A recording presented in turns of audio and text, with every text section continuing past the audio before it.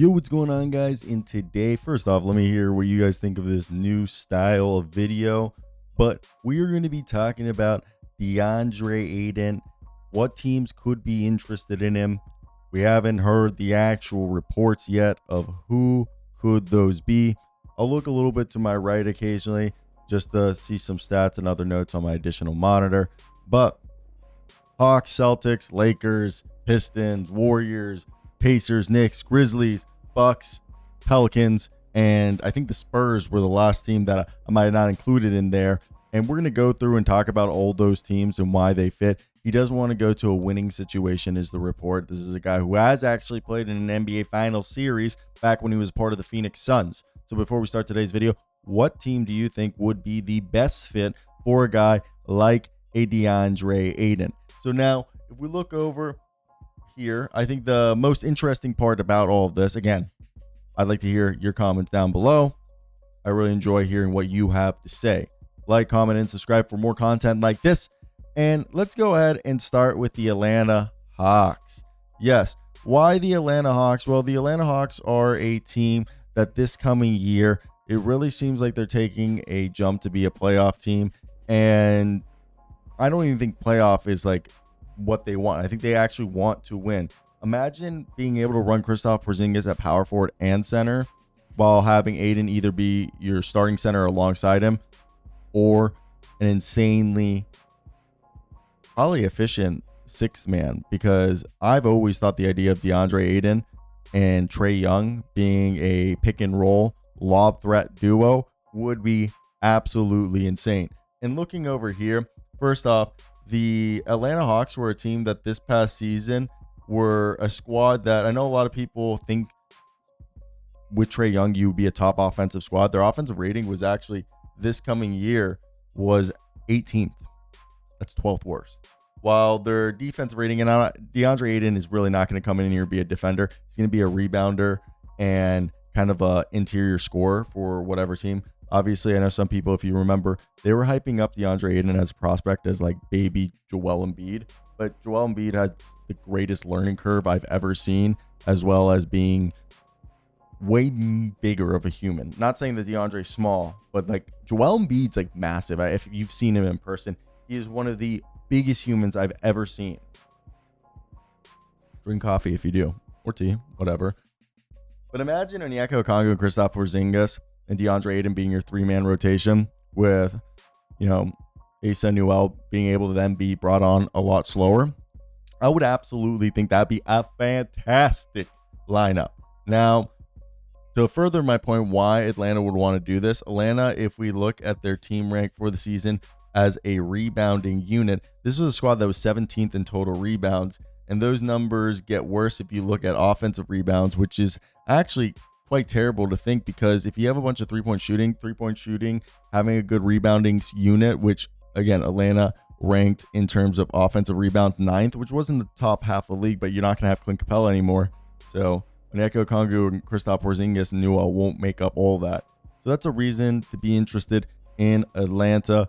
You're assuming he's going to get probably a 1-year deal with whatever team he goes to, being part of the mid-level exception, maybe the full mid-level. I think people would just obviously want to make sure that they're evaluating everything correctly. I think that's the biggest thing to me, is just making sure. I also feel like I look a little soft, and I don't like that.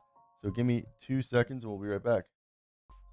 So let's go ahead and discuss the next team on my list, which, of course, will be the Boston Celtics. Yes, why do I have the Boston Celtics on this list? I know some people are going to be like, that doesn't seem like it should be a realistic choice. And honestly, I think it can be. Why? Because they got rid of Kristaps Porzingis. If you look right now, their only center, which Al Horford isn't a lock to come back, is going to be Neemias Queta. Hopefully, they bring back Luke Cornett at the very least, and Xavier Tillman. DeAndre Ayton could legitimately be the starter. You have George Niang. You have yourself, Jaylen Brown still, Payne Pritchard, Anthony Simons if you keep him, Derek White. There's a lot of shooting on this team. Baylor Shireman or Sam Hauser, whoever stays out of those two. I just think for a team that's going to want to stay competitive, DeAndre Ayton could really rebuild his value at maybe taking a veteran minimum or taking less money than other organizations to be put in a spot where Joe Mazzulla is going to make sure that they utilize DeAndre Ayton's ability to be a rim runner, a screener, and a lob threat, and mitigate any of his limitations on defense to the best of their ability. So to me, I think going to a place like Boston is one of those teams where if he's going to take a discount or not take the most money, I think is going to be a team like that, as we're going to have to change the battery real quickly. But what do you guys think about that one? I think this is one organization that people need to think as a dark horse contender for a team for DeAndre Ayton. With all of that being said, I think it's definitely interesting to see how all this is going to play out. Again, I think Boston is a situation he goes to if winning is the priority, which, I mean, is it? Hopefully, after spending a few years in Portland. And by the way, people are probably wondering, hey, Cyro, what is DeAndre Ayton capable at this point? 40 games this past year, he averaged 14.5 points, 10 rebounds, 1.6 assists, while shooting 56.6% from the field. He did attempt, I guess, some three-pointers this year, but I really wouldn't carry it. His effective field goal percentage was 57.3%, which isn't bad. His career field goal percentage, effective field goal percentage, is 59.3. But his per 36 this past year in 40 games would have been 17 points, 12 rebounds, and 1.2 blocks per game, and just under 2 assists a night. Now, those numbers kind of pale in comparison to what he was doing in Phoenix. He was definitely a better basketball player in Phoenix, which might make people think that, okay, why would a team like Boston have any interest in him? I think there is a market for him to go to a contender as of that level. It just depends on who it could be. Now, one of the teams, if it's not going to be a contender, but maybe a team that has playoff aspirations, I think LaMelo Ball would love a lob threat like DeAndre Ayton, kind of hopefully being what they were expecting Mark Williams to be. And let's take a little sip of coffee. If you guys remember, Mark Williams was supposed to be this mammoth lob threat with the defensive potential. You might not be getting the defensive potential you wanted in Mark Williams with DeAndre Ayton, but what you will be getting is a potential 15-10 guy who's going to suck up all those rebounds from Concanipple, Brandon Miller, LaMelo Ball, and hopefully if they keep Colin Sexton, Miles Bridges, shooting all those threes. They already have Tejon Saloon, Ryan Kalkbrenner. This could be another place where you could really rebuild his value, have a coach that's going to utilize him, I think, pretty well in Charles Lee, and it's a situation where they do have aspirations to win. So that's one that I think could be a dark horse that people might not be considering. Next up, Detroit Pistons. Yes, they have Jalen Duren, but it seems like they would probably get rid of Isaiah Stewart if a good offer came around. And DeAndre Ayton going to the, obviously, Trajan Langdon ran Detroit Pistons, coached by JB Bickerstaff. It'll teach him how to be a better defender. Yes, it might not be a prime situation to have an offensive season, as him and Jalen Duren would probably be a center by committee. However, it would allow him to rebuild his value, be on a winning organization that has the hopes to take that jump as a playoff team while bringing some experience as having gone to a championship, as well as being in a position with Kay Cunningham, who's going to be a really good facilitator for him to maximize his value. Now, if we go to the next team, I think another good team that could really fit him is, wow, I like how Ayton just turned really small right there. My apologies for that. Golden State. Yes, they have Quinn Post, Trace Jackson Davis. The assumption is Kevon Looney is going to come back. But imagine if DeAndre Ayton, another team that might not be able to give him a bunch of money, but a veteran minimum contract where he can rebuild his value, suck up all those rebounds from Buddy Hield, Jimmy Butler, Steph Curry, B-Pod, Moses Moody, will be shooting even Alex Tui, that I think they could really benefit from a guy like DeAndre Ayton, and then just having a lob threat and just having someone big like that. They haven't had someone like that since DeMarcus Cousins or even Andrew Bogut. Andrew Bogut made him just a completely different ethnicity right there. Andrew Bogut.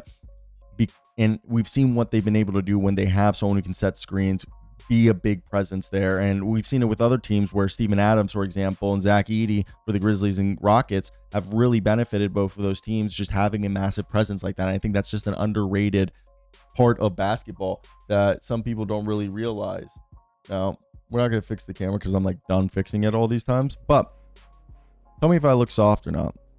Soft meaning out of focus. Now, going forward, what are the other teams that I had on here? Indiana, you remember they were actually the ones who extended that original offer sheet that Robert Sarver matched by only 25 cents. And he would come in and be a guy who can start alongside Miles Turner or be their sixth man off the bench for Miles Turner. And again, a place where he can rebuild his value. He would be an absolute menace next to Tyrese Halliburton and even next to Miles Turner or Pascal Siakam. Would give them more looks, and it'd be something that would really help them in another deep playoff run where you kind of saw that Ayton would be able to match up against Hartenstein a lot better than any of the other centers that they have on this roster.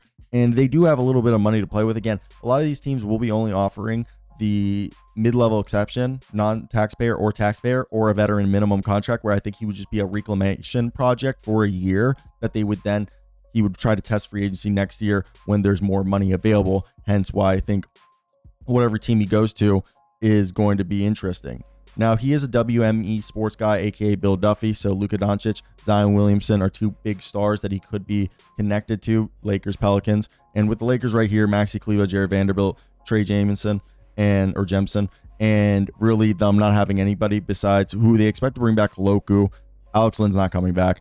Maybe Jackson Hayes, maybe not. But they would like to bring in Deandre Ayton.